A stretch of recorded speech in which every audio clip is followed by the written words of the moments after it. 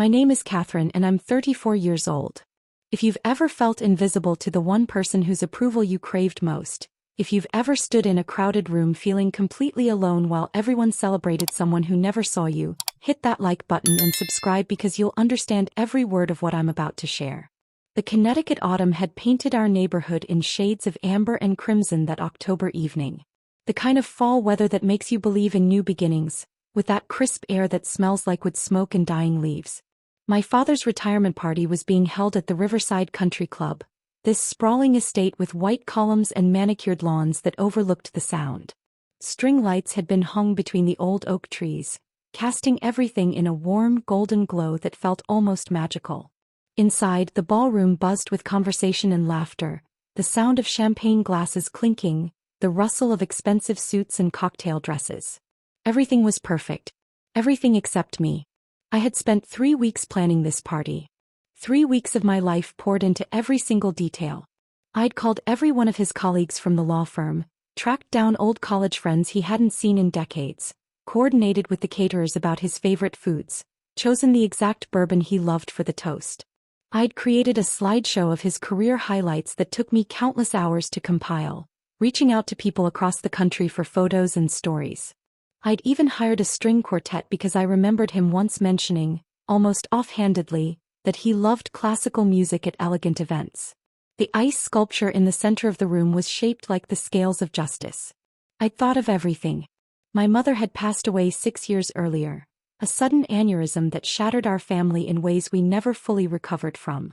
After her death, I thought my father and I would grow closer. I thought grief would bind us together.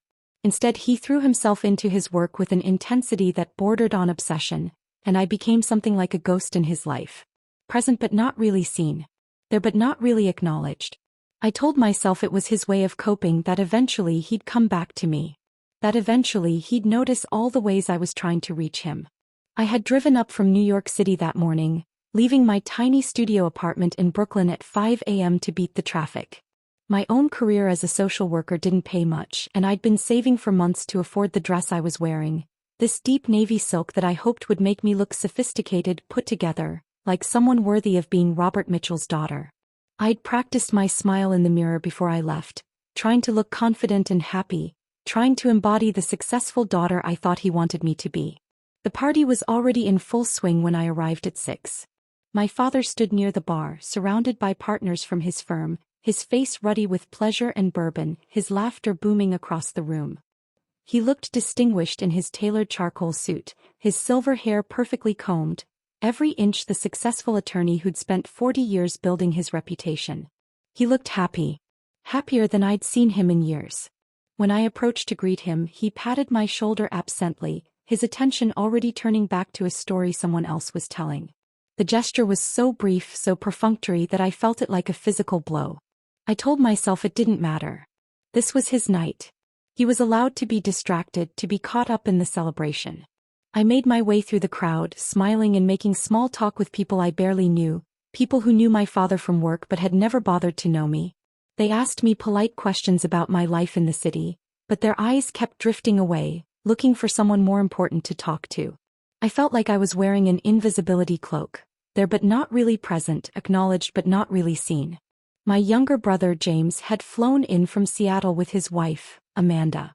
James was the golden child, the one who'd followed in our father's footsteps and become an attorney. At 31, he'd already made junior partner at a prestigious firm, and our father never missed an opportunity to talk about his accomplishments. When James arrived, I watched my father's face light up in a way it never did for me. He embraced James with genuine warmth, held him at arm's length to look at him with pride shining in his eyes, pulled Amanda into a hug and complimented her dress. The contrast was so stark it made my chest ache. I retreated to a corner near the windows, looking out at the darkening sky over the water, watching the last rays of sunlight turn everything gold and pink. I could see my reflection in the glass and I barely recognized myself. When had I become this person standing on the sidelines of her own father's celebration, feeling like an intruder at an event she'd spent weeks organizing? I thought about all the times I'd tried to connect with him over the years. The Sunday dinners I'd driven up for, only to have him take work calls throughout the meal. The times I'd called to share good news about my job, about a client I'd helped turn their life around, only to have him change the subject to James's latest case. The birthday cards I'd sent that went unacknowledged. The Father's Day gifts I'd carefully chosen that he never mentioned receiving. The dinner was elegant, served at round tables draped in cream linens, with centerpieces of white roses and eucalyptus. I'd been seated at a table with some of my father's law school friends and their spouses, people who were polite but disinterested. They talked about cases and legal precedents, about judges and courtroom drama, a world I'd deliberately chosen not to be part of. My father had made it clear years ago that my decision to pursue social work instead of law had disappointed him. He'd never said it directly, but I'd felt it in every conversation, in the way his voice would go flat when I talked about my work, in the way he'd quickly move on to other topics. I pushed food around my plate, barely eating, watching James and Amanda at the head table with my father. They looked like the perfect family, the successful son with his beautiful wife, the proud father beaming at them. I was supposed to be up there too, but somehow there'd been a mix-up with the seating arrangements. At least that's what the event coordinator had told me, looking uncomfortable. I suspected my father had made the decision himself, wanting to showcase James, not wanting to explain why his daughter had chosen such a different path. When dinner ended, the speeches began. I'd organized this part carefully, reaching out to people who wanted to honor my father, setting up a microphone and a small stage area. His senior partner spoke first, talking about my father's brilliant career, his dedication, his integrity. Old friends shared funny stories about their younger days, about law school pranks and early cases. James gave a touching speech about growing up watching our father's work ethic, about learning what it meant to be a man of principle. Every word was sincere, every story was meaningful, and I felt myself shrinking further into my chair with each tribute. Then my father stood up to respond. The room fell silent, everyone turning to face him with respect and affection. He looked out over the crowd, his eyes glistening with emotion, and began to thank people. He thanked his partners at the firm for being more than colleagues, for being brothers in arms through countless battles. He thanked his mentors, now long retired or passed away, for shaping his approach to law. He thanked his clients for trusting him with their most important matters. He thanked the country club staff for making the evening beautiful. He thanked James for making him proud every single day, for carrying on the family tradition, for being the son every father dreams of having. His voice cracked when he talked about James, and I saw him wipe away a tear.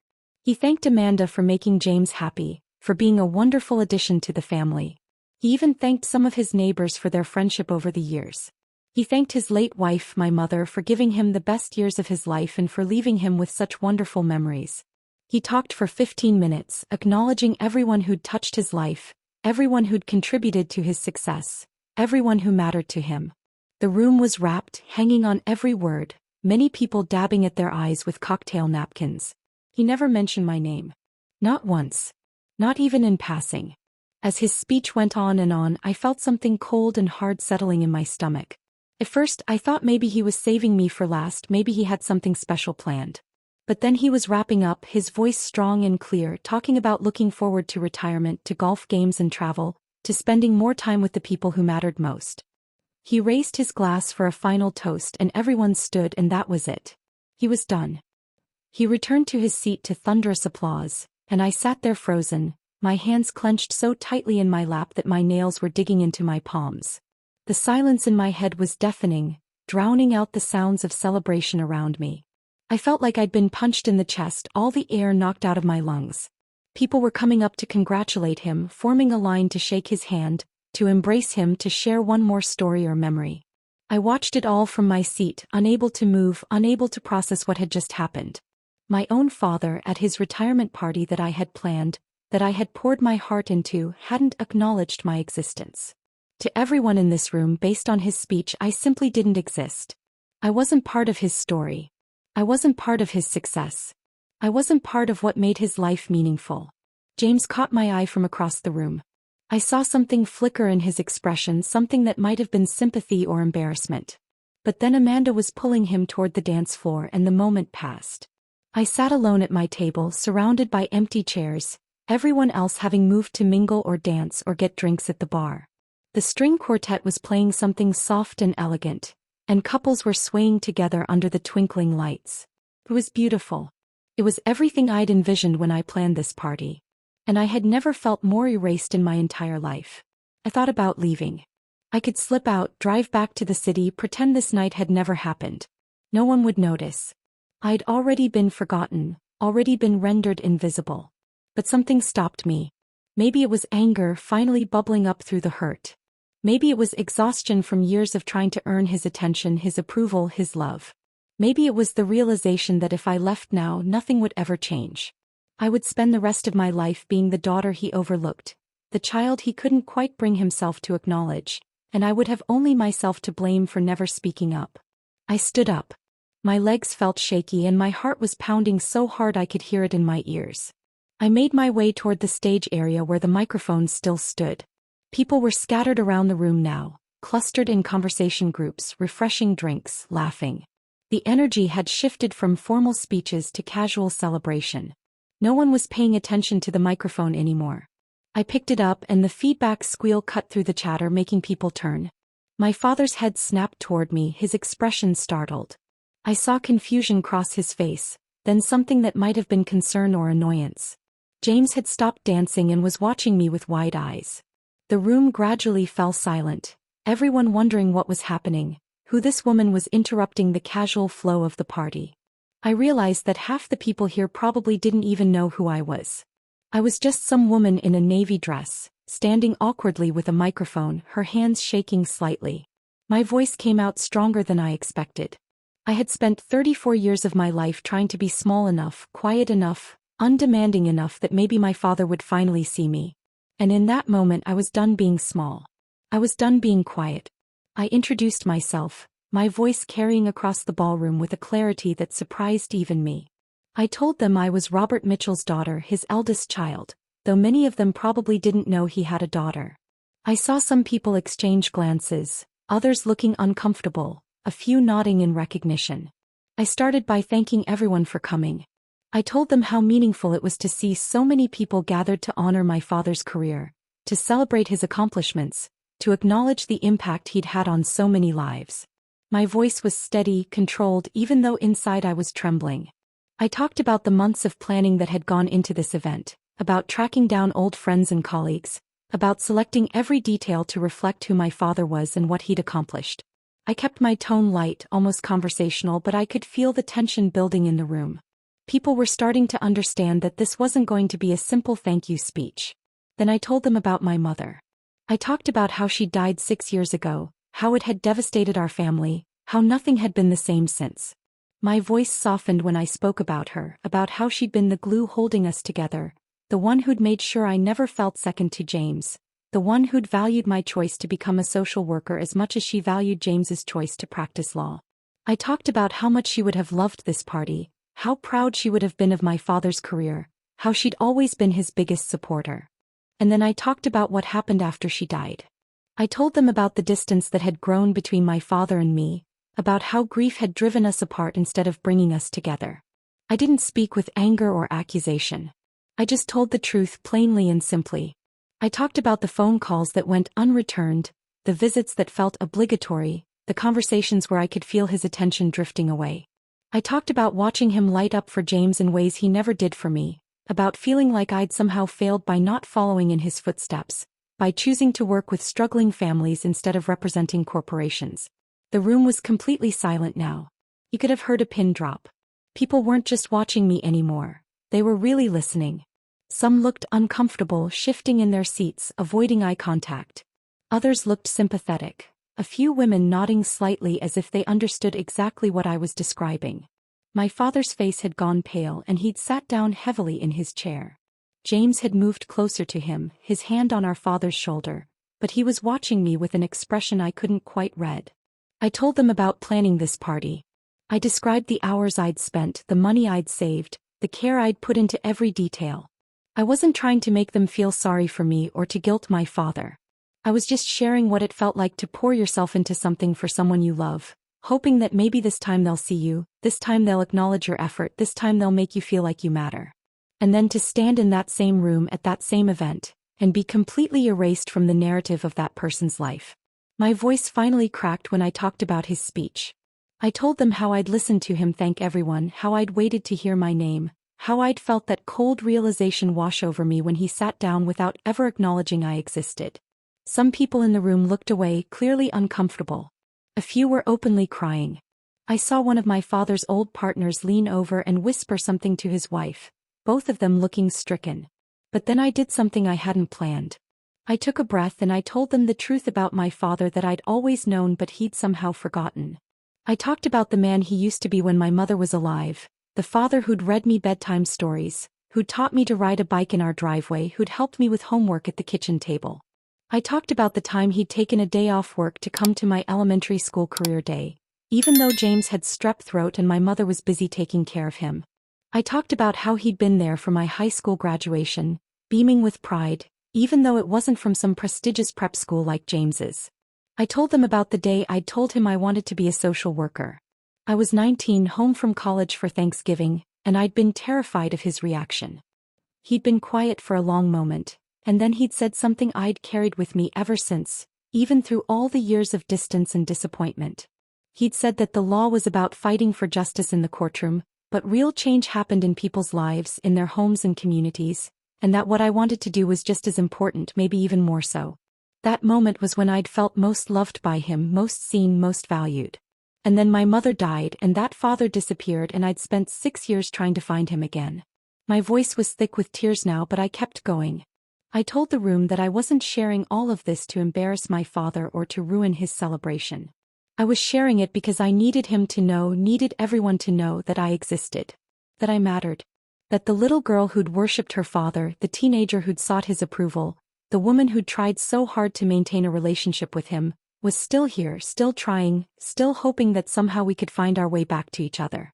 I looked directly at my father then. His face was in his hands, his shoulders shaking.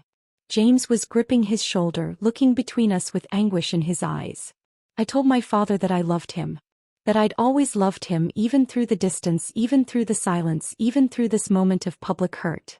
I told him that I didn't need him to be perfect, didn't need him to fix the past 6 years, didn't need grand gestures or dramatic changes. I just needed him to see me.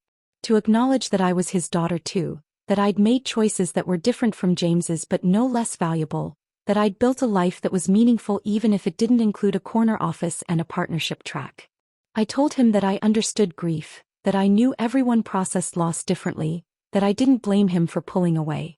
But I also told him that it was time to stop hiding in work and distance, time to stop pretending that if he didn't look at the empty space where my mother used to be, it wouldn't hurt so much.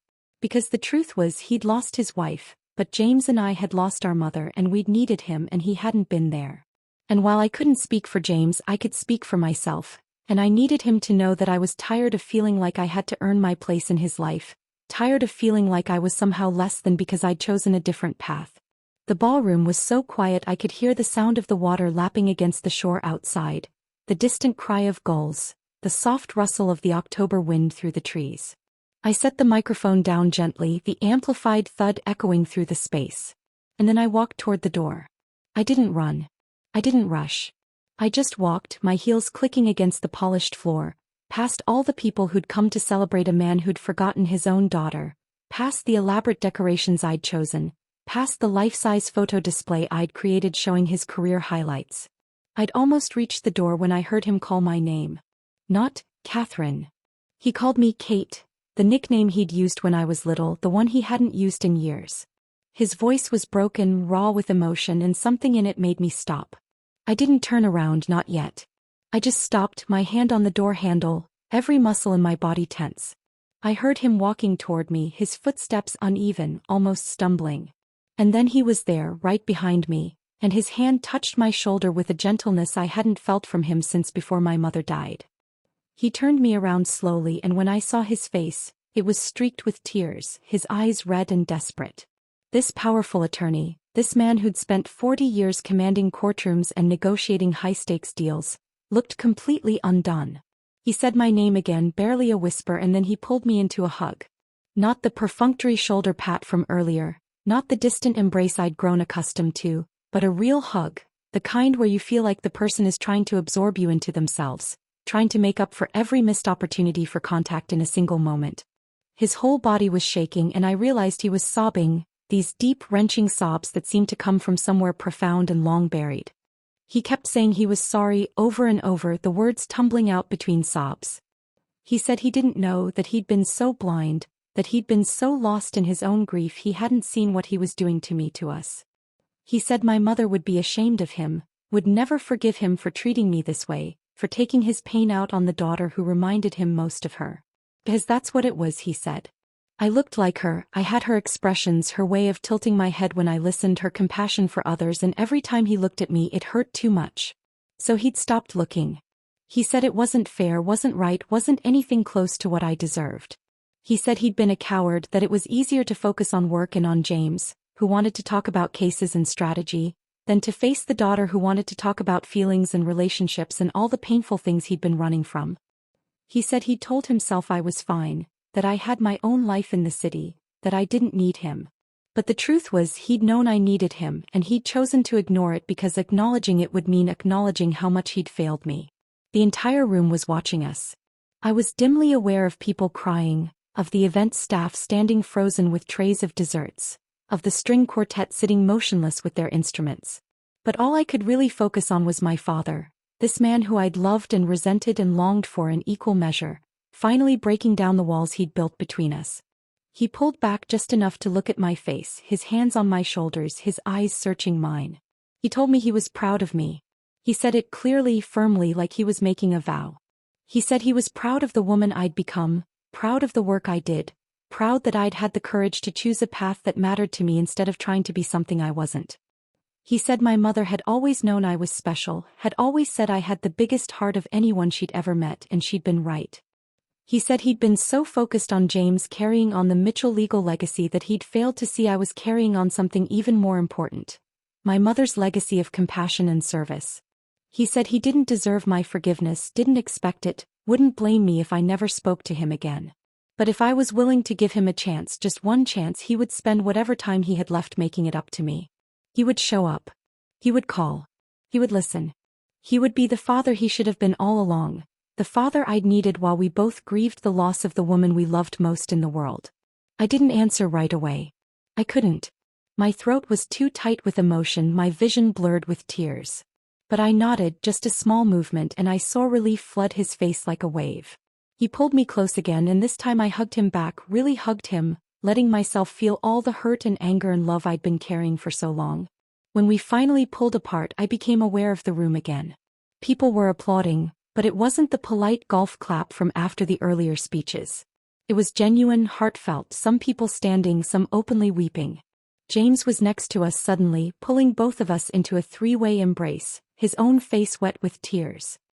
He whispered to me that he was sorry, that he'd known things weren't right but hadn't known how to help, hadn't wanted to make it worse. I squeezed his arm, letting him know I understood. The party continued, but it was different now. Smaller groups, quieter conversations, a sense of something having shifted fundamentally. My father kept me close to him for the rest of the evening, his arm around my shoulders, introducing me to people properly this time. Not just as his daughter but as Catherine, the social worker who helped families in crisis in Brooklyn, who he was so proud of, who had organized this incredible evening. Every introduction felt like a reclamation, like he was announcing to everyone that I mattered, that I was his daughter in every meaningful sense, that I was no longer invisible. People came up to me throughout the night, many of them women, quietly thanking me for what I'd said. Some shared their own stories of feeling unseen by their fathers, their husbands, their families. Others just squeezed my hand, their eyes conveying understanding that needed no words. The partner who'd given the first speech pulled me aside and told me that what I'd done took incredible courage, that I'd reminded everyone in the room about what actually mattered in life, and that my father was lucky to have a daughter who loved him enough to fight for their relationship. As the evening wound down and guests began to leave, my father asked if I would stay at his house that night instead of driving back to the city. The house I'd grown up in, the house that still held my mother's presence in every room, the house I'd been avoiding because it hurt too much to be there without her. I hesitated, but then I agreed. James and Amanda were staying there too, and the four of us drove back together through the quiet Connecticut roads, past the houses with their porch lights glowing, past the town center with its historic buildings and old stone churches. The house looked the same as it always had, a colonial with black shutters and a wraparound porch, surrounded by oak trees that were now bare for winter. But walking into it felt different.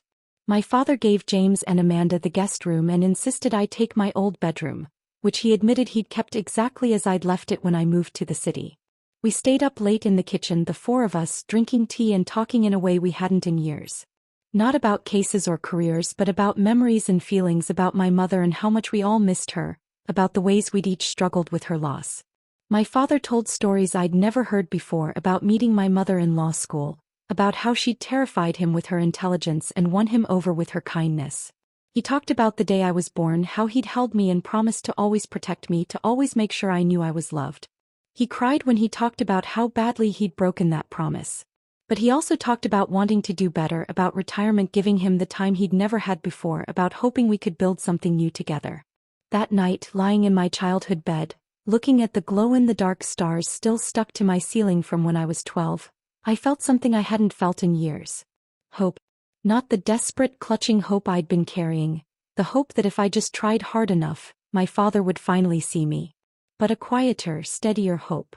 The hope that healing was possible, that relationships could be rebuilt, that speaking your truth even when it hurt, even when it was messy and public and uncomfortable, could open doors that years of silence had closed. The weeks after the party were different. My father called me 3 times in the first week just to talk, to ask about my day, to share something he'd read or seen that made him think of me. He drove down to the city to have lunch with me, meeting me at a little cafe in my neighborhood, asking questions about my work and actually listening to the answers. He started texting me photos, random things like the sunrise over the Sound or a cardinal at his bird feeder, with messages like, "Thought you'd like this," or "Reminded me of you." For Thanksgiving, just a few weeks after the party, he insisted on coming to my apartment in Brooklyn instead of having me drive up to Connecticut. He wanted to see where I lived, wanted to understand my life instead of expecting me to always come to his world. I cooked dinner in my tiny kitchen while he sat at my small table, and we talked about everything and nothing, and it felt natural, easy, like we were finding our way back to each other one conversation at a time. James told me later that he'd never seen our father like this, so determined to make amends, so actively engaged in trying to repair what he'd broken.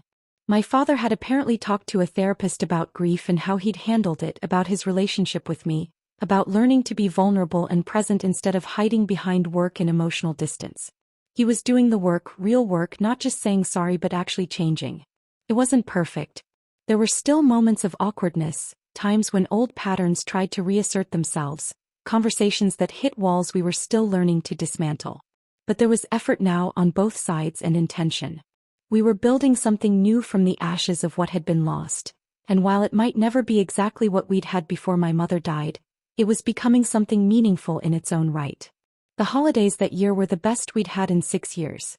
Christmas at the Connecticut house with James and Amanda, the 4 of us decorating the tree together, my father pulling out ornaments my mother had collected and telling the stories behind each one instead of avoiding her memory. New Year's Eve in the city, my father braving Times Square crowds because I'd mentioned I'd never actually done the midnight celebration there. His birthday in February, where I cooked his favorite meal and we looked through old photo albums, talking about my mother without the conversation ending in silence and withdrawal. By spring, our weekly phone calls had become routine. By summer, he'd met some of my friends from the social work world, attended a fundraiser for the organization I worked for, even volunteered to offer pro bono legal advice to some of my clients navigating family law issues. He was becoming part of my life in a way he never had been, and I was becoming part of his in a way that felt real and sustainable. Looking back on that October evening, standing at that microphone with my hands shaking and my heart pounding, I still can't quite believe I found the courage to speak. For so long, I'd accepted my invisibility, convinced myself that making waves would only push him further away, that being quiet and undemanding was the price I had to pay for whatever scraps of attention he could spare. But staying silent hadn't protected our relationship. It had only allowed it to deteriorate further, until I was barely a footnote in my own father's life. Speaking up didn't fix everything magically. It didn't erase 6 years of distance and hurt. It didn't bring my mother back or undo the damage grief had done to our family. But it did something just as important. It created a moment of truth, a line in the sand, a declaration that I existed and mattered and deserved to be seen. It forced my father to confront what he'd been doing, to look at the daughter he'd been avoiding, to face the pain he'd been running from. And it taught me something crucial about love and relationships and family. Sometimes the most loving thing you can do is refuse to be erased. Sometimes holding someone accountable is an act of faith that they can do better. Sometimes speaking your truth even when it's painful, even when it makes people uncomfortable, even when you're terrified of the consequences, is the only way to create the possibility of real change. I'm not grateful that I had to take that microphone. I'm not glad that my father's retirement party turned into an intervention about our broken relationship. I wish things had never gotten to that point, wish my mother was still here, wish my father had found healthier ways to process his grief. But I am grateful that I found my voice that night. I'm grateful that I decided I was worth fighting for, even if no one else seemed to agree. And I'm grateful that my father heard me, really heard me, and chose to do the hard work of showing up. Because at the end of the day, that's what changed everything. Not the speech itself, but his response to it. His willingness to look at himself honestly, to admit he'd failed, to commit to doing better. Not everyone gets that. Not every story of speaking up ends with reconciliation and healing. Some families stay broken, some distances remain unbridged. Some people are so committed to their walls that no amount of truth-telling can bring them down. I was lucky. My father was capable of change, willing to do the work, brave enough to face his own pain instead of continuing to project it onto me. And while our relationship will always carry the scars of those 6 lost years, while we'll always have the ghost of my mother's absence between us, we've built something real and genuine on top of that foundation of hurt. Something that acknowledges the past without being trapped by it. Something that makes space for both of us to be fully ourselves while still being connected. That navy silk dress I wore to the party hangs in my closet still. Sometimes when I see it, I remember how small I felt putting it on that morning, how desperately I wanted to be someone worth noticing. And then I remember how I took the microphone, how I refused to stay silent one more moment, how I claimed my space in my father's story and in my own life. The dress reminds me that we teach people how to treat us, that accepting invisibility only ensures it continues, that our voices matter even when they shake, even when using them feels terrifying, even when we're not sure anyone is listening. My name is Catherine Mitchell. I'm 34 years old. I'm a social worker in Brooklyn. And I'm my father's daughter, fully and completely seen and acknowledged and loved. It took standing up in front of 100 people and speaking my truth to get here. It took risking everything to change anything. But I would do it again in a heartbeat, because on the other side of that fear, on the other side of that moment of raw honesty, was the relationship I'd been longing for my entire life.